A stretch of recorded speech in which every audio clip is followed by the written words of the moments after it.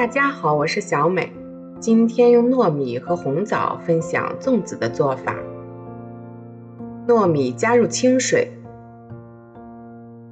淘洗干净，然后再浸泡4个小时以上。红枣倒入清水，清洗干净后捞出，放入盘中备用。糯米用指甲可以轻轻地捏碎，证明就泡好了。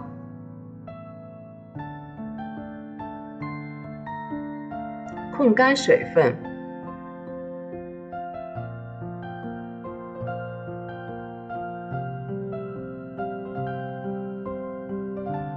再取出提前泡好的粽叶，取一大一小的粽叶，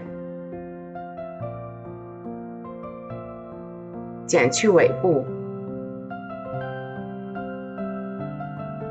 将粽叶中间对折，折成漏斗的形状，底部先放一颗红枣，然后再加入糯米，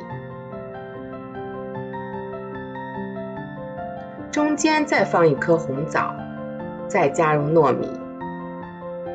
红枣的数量可以根据自己的喜好添加。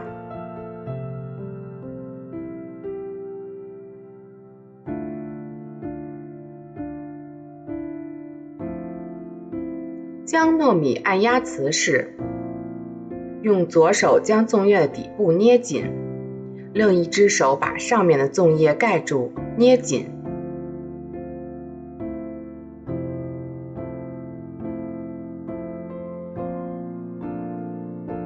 用绳子绑住，尽量绑得紧一些，以免煮的时候散开。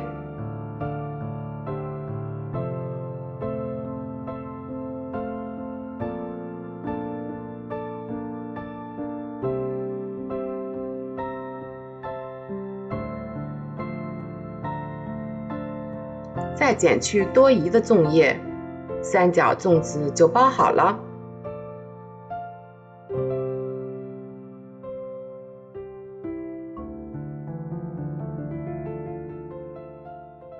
锅中多放些水，放入包好的粽子，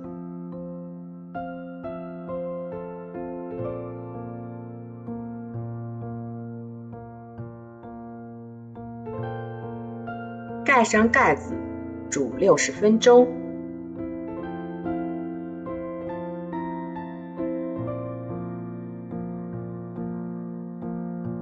时间差不多了，打开盖子，粽子就煮好了，浓浓的粽香味儿。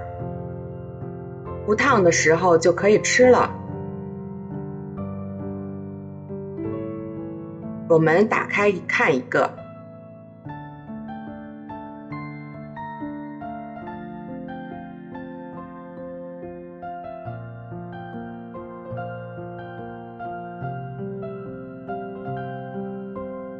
糯米暖糯，红枣香甜，非常的好吃。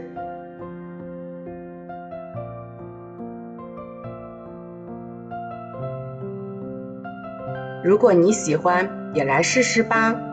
我是小美，喜欢我的视频，记得关注订阅，点击小铃铛。谢谢您的支持。